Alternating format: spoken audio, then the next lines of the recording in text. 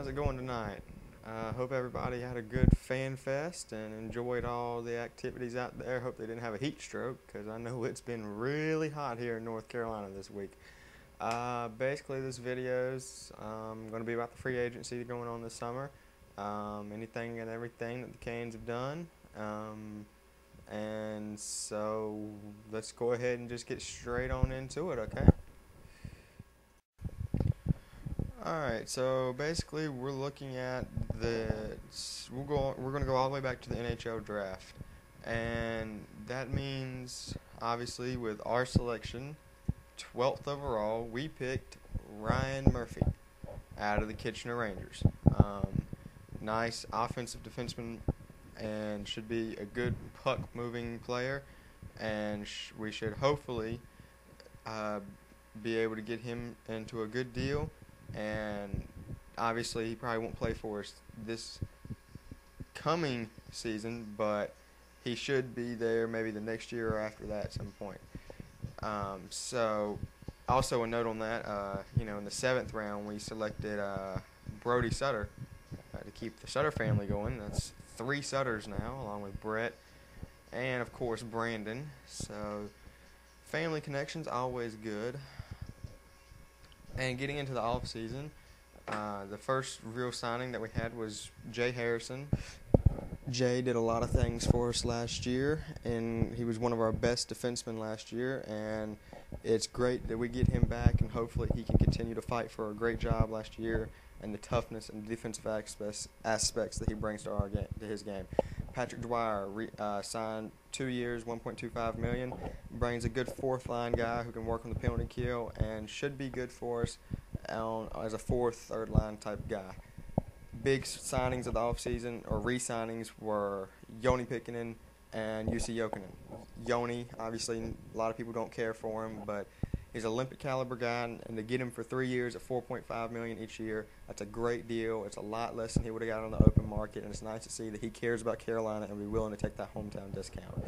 Jussi Jokinen, obviously everybody remembers the 2009 playoffs and what he did. 3 years, $3 million each year. That's a really good deal. Once again, took a hometown discount, and I'm really proud of Joni and Jussi for sticking up and saying they like Carolina and they'll take the hometown discount for us. Chad LaRose, 2 years, $3.4 million. Maybe a little bit overpaid there, considering the year he had last year, but at the same time, he brings a great locker room presence, and it's really good to have him back for just that, and also the fact that he scores really big goals in really big times. Yuri Talusti, 1 year, $525,000. Again, didn't have a great year last year, but hopefully can break out. He's a former first-round draft pick. Maybe he'll break out this year. If not, he'll probably part ways. Tim Brent, 2 years, $1.5 million. Great fourth-line guy. Takes that center responsibilities away from Patrick Dwyer. Should be good on the fourth line and penalty kill. And some people have even speculated that he could be good for the power play. Don't know. We'll have to see. Brian Boucher, 2 years, $1.9 million. Finally getting that backup goalie that we needed. We should have kept Manny Legacy last year, but I'm not going to talk about that. Peters didn't really do a great job as a backup last year. He wasn't experienced enough. Management handled that wrong. But we got that veteran backup, 15, 25 games this year. Should take a big load off of Cam this year, and Cam needs that. So that'll be really good as far as that goes down the stretch. Cam will have more rest and should be better, especially for the playoffs. Moving right along, Alexei Ponokorovsky, 1 year, $1.5 million. That's a good signing. Obviously, he can't replace anybody, but he should be a good top-line guy if he can find his form again and can play along with Stahl and add some toughness too. Anthony Stewart, 2 years, $1.8 million. The great year with Atlanta last year finally broke out. And so hopefully he can find an offensive upside and score 20, 30 goals and be really good right there in that second, third line type deal.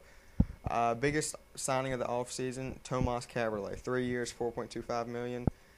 Won the Stanley Cup last year with Boston, and he's a really good puck-playing defenseman. Obviously, we know his brother Frank real well here, and those family ties are kind of what got him to come here finally, but he really will add a lot of offense to the defense and more or less the power play, which we really need. So that'll be really good having him on the team there.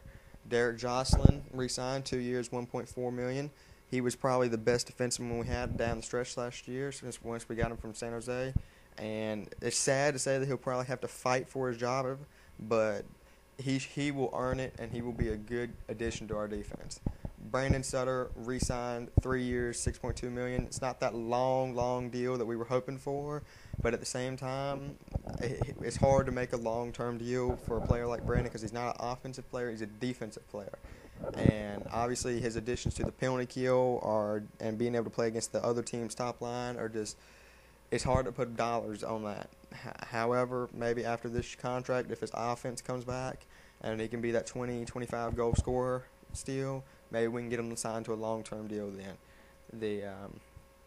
Obviously, though, his contract does go up each year, and that will create a little bit of issues coming towards when it's time to re-sign him, but I think we'll get it all done. Two big stories of the offseason, obviously. Eric Cole signed 4 years, $18 million with Montreal. It made a lot of people here in Carolina mad that he would leave, but when they gave him that kind of money and a no-trade clause there in Montreal, truly, I don't blame the guy. I mean, I hate to say this, but I think Montreal is going to regret it because I don't think he's going to do so well without his good buddy Eric Stahl. But at the same time, Eric Stahl might not do that so well without his buddy Eric Cole. So it'll have to be seen how that works out. But also, on another note, I wouldn't be surprised if Eric Cole does play another game in the Hurricanes uniform later in that contract. Shortly after that, too, Joe Corvo was traded to Boston for a fourth-round pick. We thank Joe for all of his service here. He was a great player for us, and I personally will miss him. But he was really good friends with Eric Cole, and there's a lot of speculation that the fact that Cole left kind of nudged on Joe to go ahead and ask for a trade. He really didn't see himself here after his contract runs out at the end of the year, so I don't blame him for asking to be traded in that situation at all. And miss you, Joe. I don't miss you too, Eric, but we'll move on without him. A few final little notes here, more or less concerning Charlotte. Justin Sorrell signed for a 1-year deal, and he'll bring good presence to Charlotte. Probably won't see him in a Canes uniform anytime soon, but maybe down in a few years down the line he can be a call-up or so. Brett Bellamore re-signed 2 years. He's a good quality defensive defenseman who can maybe one day be a call-up and injury replacement type guy. He really solidified Charlotte's defense last year.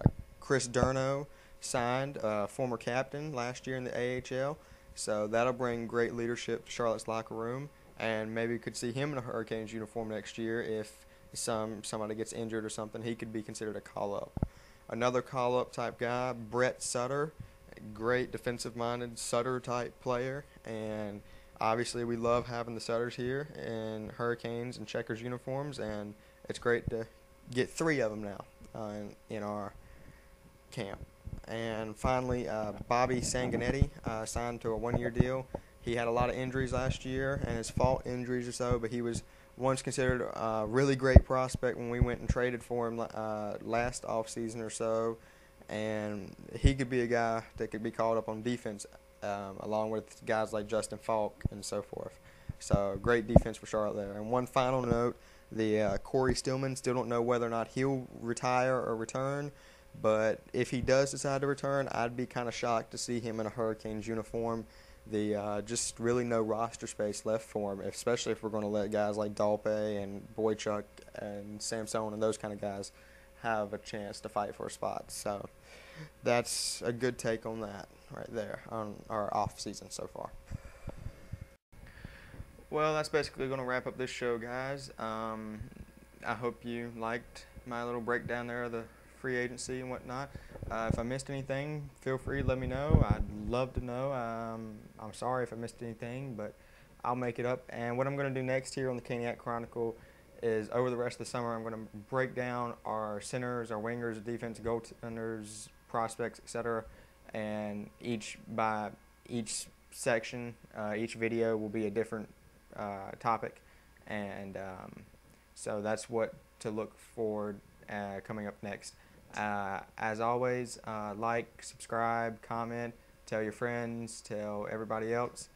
And what I'm gonna also, on one final note, if you're looking for a same type show but on a more broader scale, look up my good friend Dustin at the NHL Review.